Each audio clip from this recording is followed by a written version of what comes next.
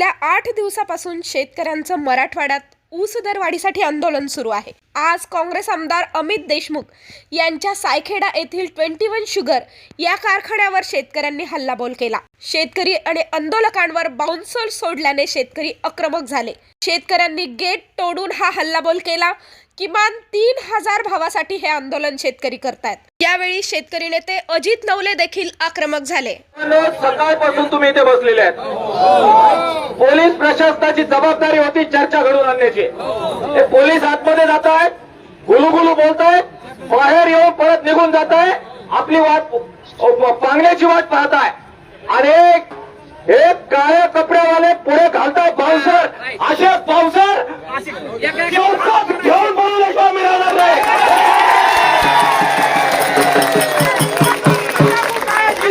आपण समजू शकतो, पण हे कोण टिकवली? काळ्या कपड्यावाले इथे ठेवलेत, आपल्याला बरोबर तिकडते येते का नाही? येते का नाही? येते का नाही? जर परत बाउन्सर समोर दिसले शेतकऱ्याच्या समोर, जर परत बाउन्सर दिसले तर याद रखा, 4 शहीद याच कारखान्यात देण्याची तयारी आहे का नाही? आहे का नाही? पोलीस जबाबदार असतील तर आमच्या एका शेतकऱ्याला जरी हात लागला तर तुमची जबाबदारी आहे का नाही? शेतकऱ्याच्या अंगावर बाउन्सर सोडणारा अमित देशमुख मुर्दाबाद। शेतकऱ्याच्या अंगावर बाउन्सर सोडणारा अमित देशमुख मुर्दाबाद।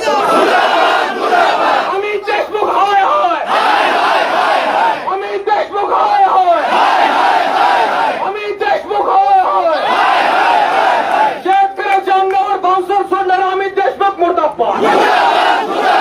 दादागिरी नहीं चलेगी, गुंडागर्दी नहीं चलेगी, तानाशाही नहीं चलेगी, दादागिरी नहीं चलेगी। देखा, हल्ला बोल, हल्ला बोल, इस शासन पे, जोर जुलूम पे, तानाशाही पे, गुंडागर्दी पे, और जोर से, जोर से। आपण बोलग्याच्या औलाद आहोत।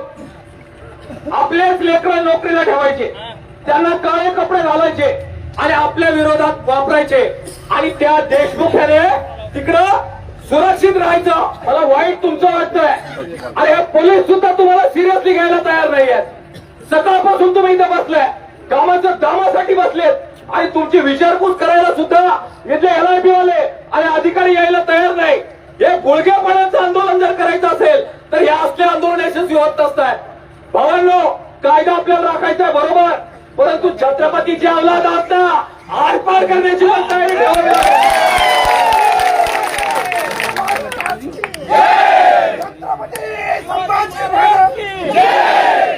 चर्चा सुद्धा जर त्यांना करायची नसेल तर ते सहन करता येणार नाहीये, आणि म्हणून 10 मिनिट आपण देतोय।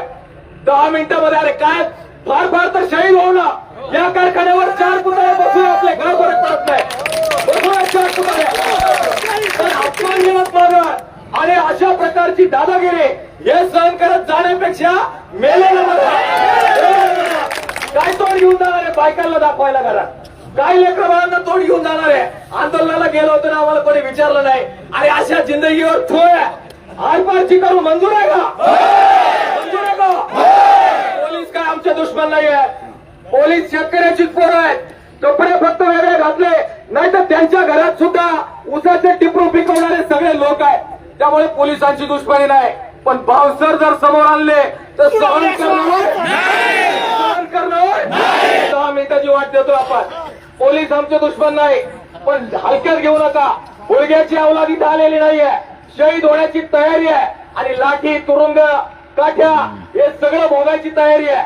शेवटी तुम्ही पण शेतकऱ्याच्याच पोटी जन्म घेतलेला आहे, शेतकरी बापासाठी आलोय आम्ही, त्यामुळे इतकंही दुर्लक्ष करणं हे संतापजनक आहे, लक्षात घ्या।